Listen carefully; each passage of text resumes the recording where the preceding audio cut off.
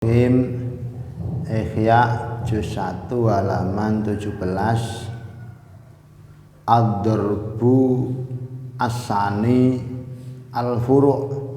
Kemarin menerangkan tentang masalah usuluddin, dasar-dasar pondasi agama, munculnya hukum agama, munculnya perkembangan agama itu dari Al-Quran, hadis, ijma'nya sahabat, dan kiasnya para mujtahid. Dulu zaman Rasulullah tidak ada sepeda motor. Kira-kira ada apa enggak zaman Nabi Muhammad sepeda motor? Tidak ada. Mikrofon kayak gini tidak ada. Padahal dibutuhkan. Bagaimana? Yaitu menggunakan namanya kias, ijma'. Jangankan sepeda motor, kitab-kitab kayak gini zaman Rasulullah tidak ada. Jadi nanti ndamal ijma'. Yang penting untuk kebaikan, tidak apa-apa. Sehingga macam-macam, ada problem tahlilan, katanya bid'ah, sholawatan, katanya bid'ah. Nabi Muhammad tidak tahlil. Baca Nabi Muhammad tahlil itu, masa enggak baca? La ilaha illallah, la ilaha illallah. Ya baca lah. Sholawatan, kanjeng Nabi menyuruh sholawat. Terus yang bid'ah yang mana? Wong sholawat juga enggak boleh. Wong sholawat itu disuruh. Pada-pada tidak boleh itu kapal terbang. Tidak ada zaman Nabi Muhammad kapal terbang. Orang yang membid'ah-bid'ahkan sholawatan itu mestinya lebih nemen oleh bid'ah-bid'ah nih kapal terbang. Tawasul tidak boleh. Ya Allah biwasilati walika, dengan wasilah keramatnya walimu Sunan Ampel. Ya Allah istajib doana, sembadanilah doa kami. Haram. Tawasul, ya tawasul kok haram? Kalau orang mengharamkan tawasul, berarti dia tidak boleh ke dokter kalau sakit. Ke dokter itu juga tawasul loh. Mengambil dokter sebagai lantaran untuk kesembuhan penyakitnya. Kalau orang tawasul kepada wali tidak boleh, tawasul kepada ulama tidak boleh. Kalau sakit kepala jangan minum obat, langsung ya Allah saya sakit kepala, ya Allah sembuhkan ya minum obat. Itu namanya tawasul. Dia minum obat. Tawasul itu mengambil lantaran untuk sampai hajat. Langsung ke Allah saja. Langsung ke Allah saja, jajal awake kecemplung jumbleng, kecemplung sumur, ketebuk. Waduh. Ya Allah ya, mati sampean 3 dina. Mesti nyeluk wong, Pak, tolong. Bu, tolong. Itu namanya juga tawasul. Ya lek wali. Langsung cuang, itu wali ya tawasul. Nyacak kecemplung WC tebuk. Meneng tok, ya Allah. Susu entek suarane, mati. Itu boleh dengan ijma', dengan qiyas. Yang kedua adalah furu', cabang-cabangan ilmu. Kayak sekarang ini sudah mulai mencabang. Dulu tidak ada, corona itu tidak ada. Sekarang dengan corona tok itu orang menjadi pinter. Kenapa? Malah ada pembahasan bagaimana hukumnya jenazah sing dipeti. Bagaimana hukumnya tim medis yang sampai tidak bisa wudu karena kebrongsong pakaian langsung sholat. Bahkan ada yang sampai tidak bisa tayamum. Karena lek buka pakaiannya untuk tayamum bahaya. Kalau dulu itu pembahasan usulnya hanya wudu dan tayamum. Sekarang bukan hanya wudu dan tayamum, sampai gak bisa tayamum. Barokai corona. Ya gak corona barokai, kok malah seneni wong kae. Ada orang tua, mbah wedok itu. Dikasih beras sama uang. Mbah, niki mbah, sumbangan. Sumbangan dari mana ini nak? Ini sumbangan corona mbah. Alhamdulillah, saya doakan corona panjang umur ini. Ngawur kau mbah. Wong kelepek-kelepek apa sampean walak. Mudah-mudahan corona panjang umur jadi. Itu furu, cabangan-cabangan ilmu sampean harus bisa. Kelak di eramu yang jelas pembahasan agama lebih luas lagi. Lebih luas lagi. Dulu zaman Nabi Muhammad tidak ada bayi tabung. Sekarang ada bayi tabung. Seumpama Egis, cerdas pinter. Itu ada sampai di kota-kota besar itu, negara besar. Cerdas pinter. EQ-nya di atas rata-rata. Spermanya itu diambil terus disuntikkan ke wanita. Terus supaya apa? Supaya dia punya anak dari dia yang cerdas tadi. Harapannya anaknya koyok dewe. Bagaimana hukumnya memasukkan sperma orang laki-laki kepada wanita lain dengan jalan disuntikkan? Ini pas terus. KB, dulu KB rame. Bagaimana KB? Zaman Rasulullah tidak ada KB. KB itu apakah tidak dibilang membunuh anak, tidak dibilang membunuh janin? Rame. Pembahasannya ya khilaf, beda pendapat. Kalau menurut Kiai Sal Mahfud tidak apa-apa untuk membuat kualitas anak. Ada yang haram, sak piro-piro anake, Allah sing rumat, Allah sing bakal ngkai rezeki. Teman saya itu seumur saya sekarang sudah 7 anaknya. 7 cilik anaknya sak kodir itu kurang cilik. Kok sak kodir?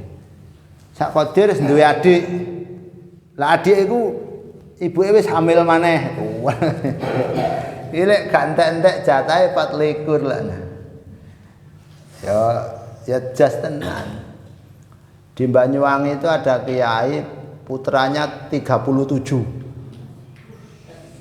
Putranya berapa? 37. Mondok semua. Wah, kiai.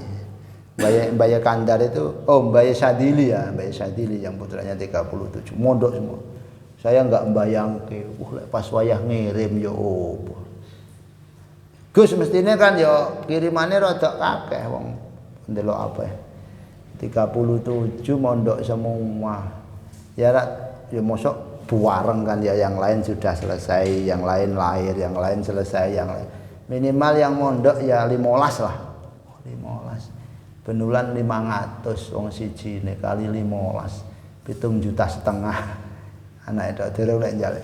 Yang lucu kalau pulang bareng itu ada yang lama nggak pulang pas lebaran ngelencer sanggano. Iki sapa iki? Omahe ndi le? Loh. Apa ya napa sih? Kula yo gonjenengan, Pak. Oh, lali aku. Pembahasan akan melebar terus. Dengan menggunakan usul, kemudian furu, cabangan-cabangan hukum, cabangan-cabangan ilmu kedokteran semakin macam-macam. Terus jenis penyakit juga semakin bermacam-macam. Masya Allah, hamban harus pinter cabangan-cabangan agama. Dasarnya tetap Al-Quran, hadis, ijma', qiyas. Nah, hamban harus mencobangkan, dan ini tidak boleh kalah. Tidak boleh kalah. Ada pembahasan, dulu tidak ada HP. Jadi wali nikah, kalau tidak ada ya yang menikahkan hakim. Sekarang lewat video call, wakil wali dengan video call. Anaknya perempuan di Malang, bapaknya di Kalimantan. Lah mau nikah anaknya yang di Malang, bapaknya tidak bisa pulang PPKM. Aduh, aku gak bisa mulih. Ya wakil Pak, wakil piye? Ya wis video callan. Wakil nang Pak Mudin, Pak Rohim, nggih. Tolong wakili kula nggih menikahkan anak saya. Anak endi? Iki bapakmu anduk. Iki bapakmu anduk. Nggih. Tenan nggih. Bu, Pak, saksi iki bapaknya, Pak. Iya nggih. Ya wis kula wakili nggih sampean bejo. Pak Mudin Rohim tolong wakili saya untuk menikah. Bagaimana hukumnya wakil wali dengan HP? Biasanya kan wakil kan di dekatnya. Pak Mudin, Pak Naib, tolong kula nami niki wali duri niki tolong nikahkan anak saya bernama ini dengan seorang laki-laki bernama ini, mas kawin segini. Sekarang video call. Itu hukum melebar. Zaman Nabi Muhammad tidak ada video call. Tidak ada HP. Macam-macam. Itu cabangan-cabangan hukum, okay? Cabangan-cabangan hukum. Mafuhima min hadil usul dapat dipaham, ditarik pemahaman dari usul tadi, walaupun hadisnya tidak ada. Hadis yang secara syar'i tidak ada. Utang bank, zaman Nabi Muhammad yang tidak boleh riba. Zaman Al-Quran larangannya hanya riba. Ternyata riba itu bukan utang piutang. Riba itu jual beli, barangnya tidak sama, yang satu rugi dipaksa, itu ya riba. Lah sekarang ternyata ada hadis kullu qardin jaro ala manfaatin fa huwa riba. Semua hutang piutang yang menarik kemanfaatan. Tujuan menghutang kan nulung. Ini titik tekan hadis di sini. Tujuan menghutangi itu nulung. Tapi kalau menghutangi untuk menarik kemanfaatan, maka riba. Enak sing nantang, loh, iya ya hadis ini tidak keliru. Hadis ini tidak keliru. Zaman Nabi Muhammad memang yang hutang itu tercekik, tidak punya makan. Aku gak tak pangan, aku saiki gak duwe apa-apa, utang duwike. Ya harus dipinjami dan hutangnya tidak banyak, paling 10.000, 20.000, gede-gedene 100.000. Lelek sampai guru utang 100.000, salah wonge gak duwe, salah orangnya ndak punya apa-apa, ngembalikannya suruh 150, itu ya riba. Kata yang ulama rodok jembar.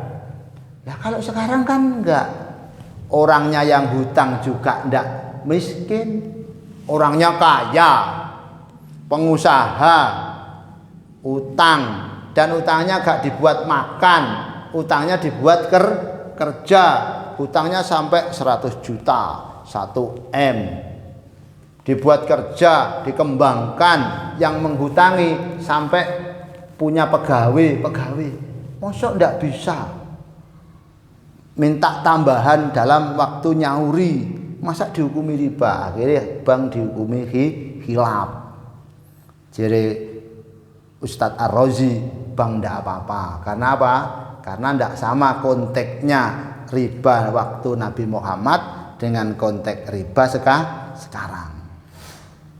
Zaman Nabi Muhammad riba itu ya memang mencekik, utang 20.000 kon balekne 20.000, 30.000. Mesti pangan rene apa-apa. Kalau sekarang utangnya 2 miliar. Teman saya itu punya hutang 5 miliar.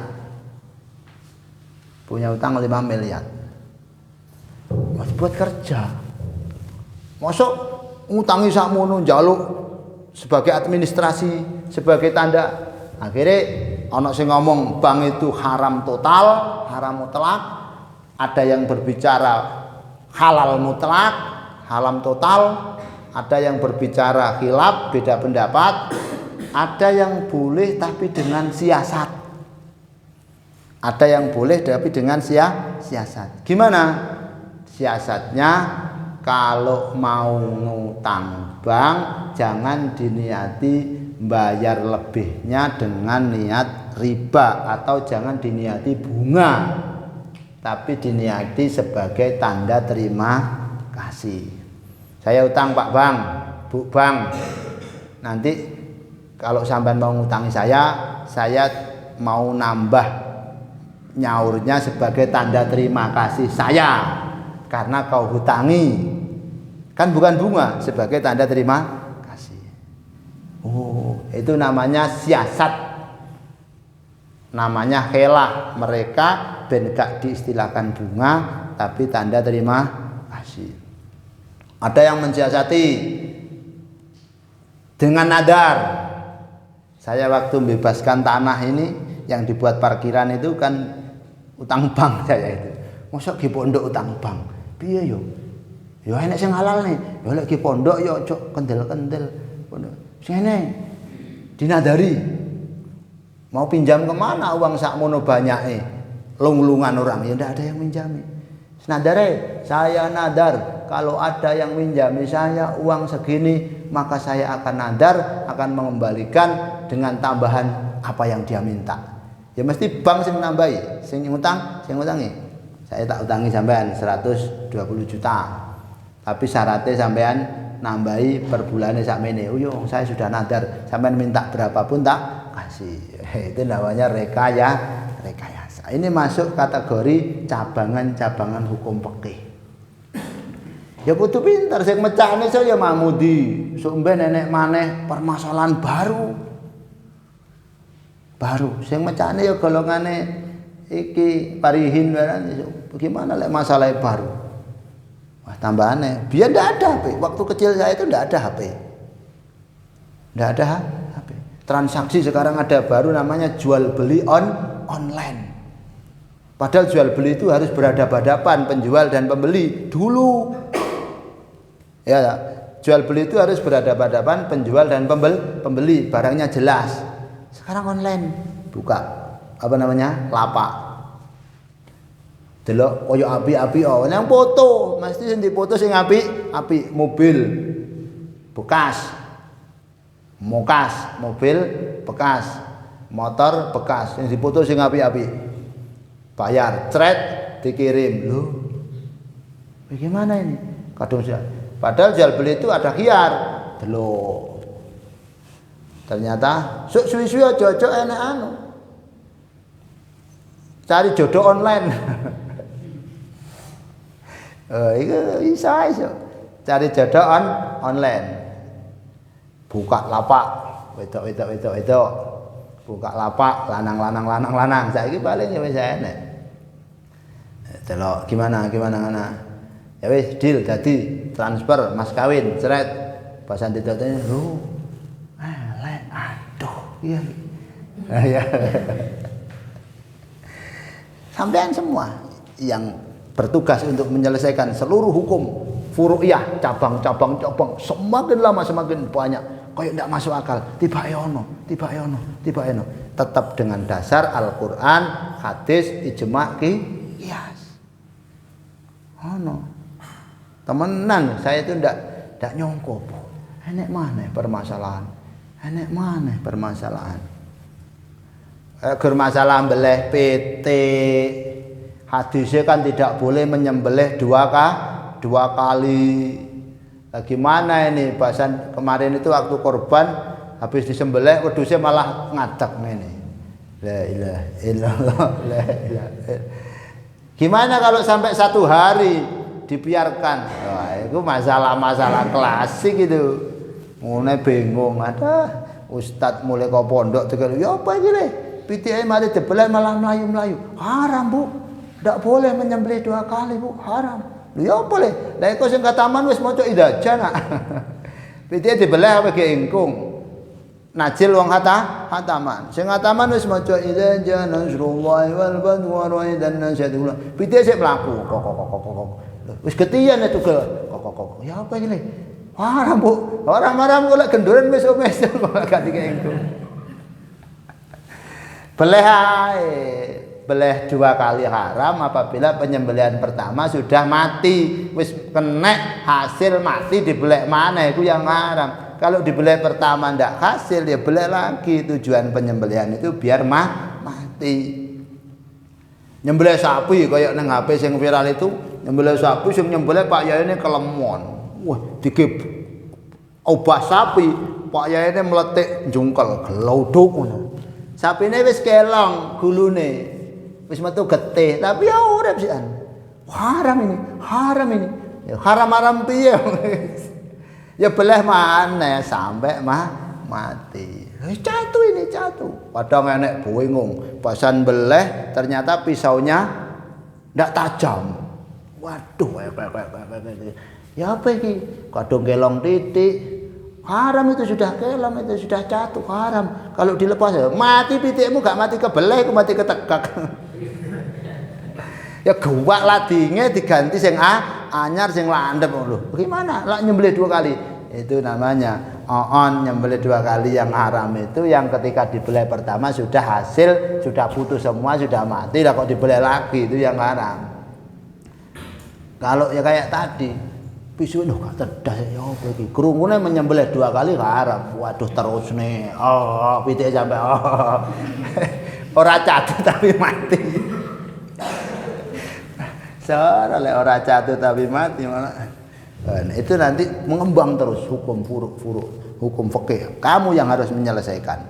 Belum masalah akhirat, bagaimana yang ya ta'alluq bi masalihil akhirat, hubungan dengan akhirat, pembersihan hati, pembersihan jiwa, pikir, sabar, khusyuk, istiqomah, masyaallah. Muga-muga kabeh dadi wong sing alim. Manfaat al-Fatihah.